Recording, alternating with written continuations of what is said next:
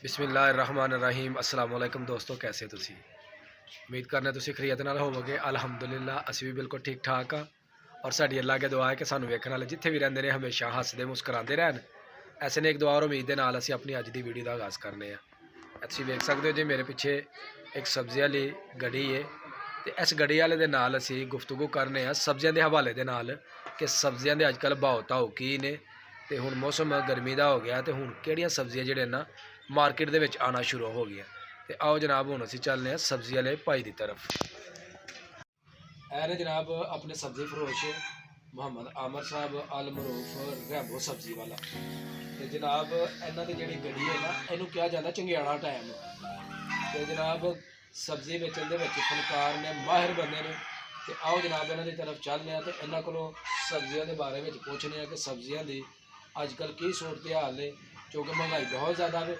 तो उन्होंने जनाब गुफ्तगू करने कि मंडी के भाव भाव की है, अगे की बेचण देन तो लोग जोड़े ने दूजे दुकाना ने वो लोगों ने ज्यादतियाँ क्यों करते हैं, सब्जी बेचने लगे क्यों महंगे दामों बेचते हैं। तो आओ जनाब अभी चलिए रैमो साहब की तरफ। सलाम वालेकुम जनाब। ठीक हो जनाब? केड़ी सब्जी अज तुहाडे कोल ताज़ा? सारियां ताज़ा सब्जियां ने भाजी। केड़ी जे अज कोई हम तारफ करो सब्जी का कद्दू शरीफ जे इन्हां दा रेट की जे? जनाब ਤੁਹਾਡੇ ਵਾਸਤੇ फुल प्यार मुहब्बत करके 60 रुपये किलो देंगे। 60 रुपये किलो? हाँ जी। ए जनाब की बेचण दे ए वाला? ए गंडेरी जे। ए गंडेरी? हाँ जी। ए केड़ी लकड़ी दी बनी है? बांसा दी बनी दी है। बांसा दी लाओ जनाब। ए जनाब तुसीं वेख सकदे हो ए जेहड़ी गंडेरी है ए रैमो साहब बेचण दे। ते मैं पुछया कादी बनी है, ए केड़ी लकड़ी है? तो इन्होंने कहना चाहिए जनाब एक मिठी लकड़ी होंगी, इन्हूं चूसिया जाता है, चो रस निकलता। तो कह डे जनाब है बांसा नहीं बनी। हूँ दसो लोगों को बांस ही बेचन डे ਇਹਦਾ जनाब की रेट शेट चलन डे यार? जनाब दही दी जे अल्लाह खुदा खैर रखी दे 100 रुपये किलो। तो फ्रैश ने फ्रैश है भाजी। तो होर जनाब केड़ी सब्जी तुहाडे कोल जरा सानूं दसो? मटर जे, भिंडी जे जनाब, भट्ठे जे, शिमला मिर्च, करेले जे, गोभी जे, गाजरां जे, पालक जे। साजी तुहां सानूं 1 किलो देनी है। करेले का की भाव जी? करेले जनाब अल्लाह तुहानूं खुश रखे ते 50 रुपये पाओ, 200 रुपये किलो मिलणगे। 1 किलो जनाब तुसीं सानूं करेले तोल दवो। हाँ जी। ते करेले पकाइए किस तरह भी सानूं दसो ना जनाब। लोग तथलियां च पकाते हैं, तुम कढ़ाई च पका लो। नहीं भर के पकाइए, कट के पकाइए। केड़े करेले ने जेड़े भाजी लोग कीमा शीमा भर के पकाने, मसाला भर के पकाने, तुम सीमट रेत मिक्स करके भर के पका लो।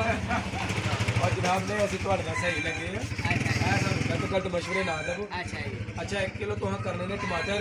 अच्छा जी। ते 1 किलो जनाब करने तुसा करेले। ठीक हो गया। ते बाकी सब्जी जी उन्होंने को रेट खीरे किस तरह के? खीरे भाजी 80 रुपये किलो मिल जाएंगे तुहानूं।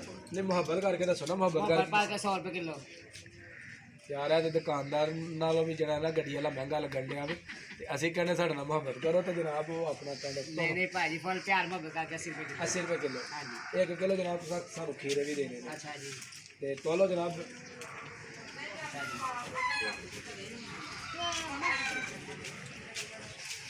लो जनाब हूँ असी लैन गए नवी जी सगात आई है ना करेले। अभी जनाब वो लाँगे 1 किलो करेले इन्हों को।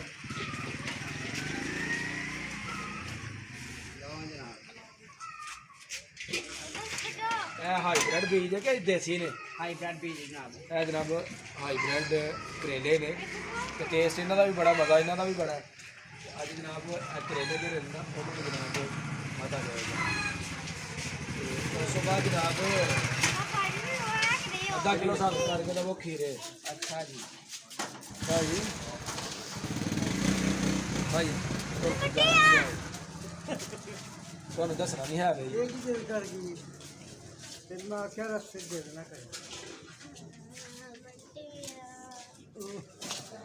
आधा किलो खीरे भी जनाब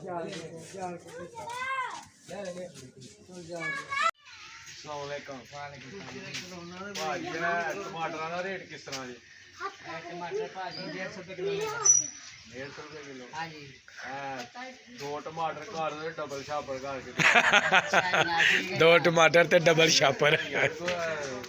ਕਾਫੀ ਕਰ ਦਿਓ ਅੱਛਾ ਜੀ ਭਾਜੀ ਤੇ ਨਾਲ ਕੋ ਮਿਰਚਾਂ ਹਰੀਆਂ ਕਰ ਦਿਓ ਅੱਛਾ ਜੀ ਮਸਾਲਾ ਮਸੂਲਾ ਕਰ ਦਿਓ ਜਿਹੜਾ ਹੁੰਦਾ ਜੇ ਯਾਨੀ ਕਿ 2-250 ਰੁਪਏ ਮਸਾਲਾ ਕਰ ਦਿਆ ਤੁਹਾਨੂੰ ਬੜਾ ਜੇ ਅੱਜ ਮੈਂ ਕਿਹਾ ਤਵਾਰ ਤੇ ਆਪ ਹੀ ਚੈੱਕ ਕਰੀਏ ਕੀ ਰੇਟ ਛੇ ਤੇ ਸਬਜ਼ੀਆਂ ਦਾ ਘਰ ਦੇ ਕਹਿੰਦੇ ਨੇ ਅੱਜ ਆਪ ਹੀ ਲੈ ਕੇ ਆਵਾਂ ਤੁਹਾਨੂੰ ਪਤਾ ਚੱਲੇ ਤੁਸੀਂ ਪੈਸੇ ਥੋੜੇ ਦਿੰਦੇ ਹੋ ਠਿਆਨੀ ਠਿਆਨੀ ਦਾ ਦੇ ਦਿਓ ਜਨਾਬ ਇਹਨਾਂ ਨੂੰ ਮਸਾਲਾ ਕਿਉਂਕਿ ਇਹਨਾਂ ਨੇ ਅੱਜ ਪਕਾਣੀ ਹੈ ਦੇਗ ਮਹੱਲੇ ਦਾ ਦਾਵਾ ਠਾਕੀ ਮਹੱਲੇ ਦੀ ਆ ਬਿਲਕੁਲ ਕੋਈ ਗੱਲ ਨਹੀਂ ਜਨਾਬ ਮਿਲ ਜਾਂਦੀ ਹੈ ਤੇ ਇਹ ਕੱਦੂ ਦਾ ਰੇਟ ਕਿਸ ਤਰ੍ਹਾਂ ਜੀ ਭਾਜੀ 150 ਰੁਪਏ ਕਿਲੋ ਆ ਵੀ ਕਰ ਦਿਓ ਆ ਠੀਕ ਹੋਗਾ ਜਨਾਬ ਤੇ ਨਹੀਂ ਕਿਲੋ ਨੇ ਸਟਾਕੀ ਲਵੋ ਸਾਰੀਆਂ ਸਬਜ਼ੀਆਂ ਦਾ ਜਨਾ ਮਿਕਸ ਜਨਾਬ ਆਪਣਾ ਵੈਜੀਟੇਬਲ ਪੁਲਾਓ ਬਣਾਓ ਚਲੋ ਜੀ ਜਿਸ ਤਰ੍ਹਾਂ ਜਨਾਬ ਕਹਿੰਦੇ ਨੇ ਇਹਨਾਂ ਦੀ ਮੰਨ ਲਓ ਆ ਠੀਕ ਹੋਗਾ ਤੇ ਜਨਾਬ ਇਸ ਤੋਂ ਇਲਾਵਾ ਸਬਜ਼ੀ ਤੋਂ ਇਲਾਵਾ ਮੈਨੂੰ ਮੇਰੇ ਕੁਝ ਸਵਾਲ ਨੇ ਤੁਹਾਡੇ ਅੱਛਾ ਨਾਲ ਜਨਾਬ ਅਗਰ ਇੱਕ ਮਿਸਾਲ ਹੈ ਚਲੋ ਮੈਂ ਤੇ ਸ਼ੁਕਰ ਹੈ ਮਾਰਦਾ ਕਿ ਮੈਂ ਥੋੜਾ ਬਹੁਤਾ ਕਮਾਨਾ ਤੇ ਮੈਂ ਤੇ ਚਲੋ ਹੱਥ ਨਾਲ ਦੀ ਕਮਾਏ ਤੇ ਸਬਜ਼ੀ ਨਹੀਂ ਲੈਣਾ ਕੋਈ ਮਾੜਾ ਕੋਈ ਬੰਦਾ ਆ ਜਾਂਦਾ ਹੈ, ਹਾਂਜੀ ਤੇ ਤੁਸੀਂ ਇਹਨਾਂ ਕੀ ਉਹਨਾਂ ਬਤਾਓ ਨਾਲ ਭਾਜੀ ਕਰਦੇ ਫੁੱਲ ਪਿਆਰ ਮੁਹੱਬਤ ਕਰੀ ਦੀ ਇਨਸ਼ਾਅੱਲਾ ਕਿਸ ਤਰ੍ਹਾਂ ਦੀ ਪਿਆਰ ਬਸ ਉਹਨਾਂ ਨੂੰ ਭਾਜੀ ਫ੍ਰੀ ਸਬਜ਼ੀ ਵੀ ਦੇ ਦੀजिए ਵੈਰੀ ਗੁੱਡ ਵੈਰੀ ਗੁੱਡ ਮੈਂ ਤਾਂ ਕਿਹਾ ਇਨਸਾਨੀਅਤ ਦੁਨੀਆ ਤੋਂ ਖਤਮ ਹੋ ਗਈ ਹੈ ਪਰ ਅੱਜ ਇਹ ਰੈਂਬੋ ਸਾਹਿਬ ਨਾਲ ਮਿਲ ਕੇ ਮੈਨੂੰ ਪਤਾ ਚੱਲਿਆ ਕਿ ਜਿਹੜੀ ਇਨਸਾਨੀਅਤ ਦੁਨੀਆ ਤੇ ਹਲੇ ਹੈ ਵੈਰੀ ਗੁੱਡ ਜਨਾਬ ਬੜੀ ਖੁਸ਼ੀ ਹੋਈ ਹੈ ਜੀ ਕਿ ਰੈਂਬੋ ਭਾਈ ਕਹਿੰਦੇ ਨੇ ਕਿ ਜਨਾਬ ਜਦੋਂ ਕੋਈ ਮਾੜਾ ਬੰਦਾ ਆਂਦਾ ਤੇ ਅਸੀਂ ਉਹਨਾਂ ਨੂੰ ਸਬਜ਼ੀ ਜਿਹੜੇ ਨਾ ਫ੍ਰੀ ਦੇ ਵਿੱਚ ਵੀ ਦੇ ਦਿੰਦੇ ਆ ਤੇ ਇਹੋ ਜਿਹੇ ਜਿਹੜੇ ਨਾ ਦੁਕਾਨਦਾਰ ਉਹਨਾਂ ਦੇ ਉੱਤੇ ਅੱਲਾ ਦੀਆਂ ਫਿਰ ਰਹਿਮਤਾਂ ਹੁੰਦੀਆਂ ਨੇ ਜਦੋਂ ਕਿਸੇ ਦੇ ਨਾਲ ਪਿਆਰ ਮੁਹੱਬਤ ਕੀਤੀ ਜਾਂਦੀ ਹੈ ਔਰ ਉਹਨਾਂ ਦੇ ਨਾਲ ਬੇਲੌਸ ਮੁਹੱਬਤ ਕੀਤੀ ਜਾਂਦੀ ਫਿਰ ਅੱਲਾ ਪਾਕ ਬਰਕਤਾਂ ਵੀ ਪਾਉਂਦਾ ਜਨਾਬ ਆਪਣਾ ਰਿਜ਼ਕ ਦੇ ਵਿੱਚ ਕਾਰੋਬਾਰ ਦੇ ਵਿੱਚ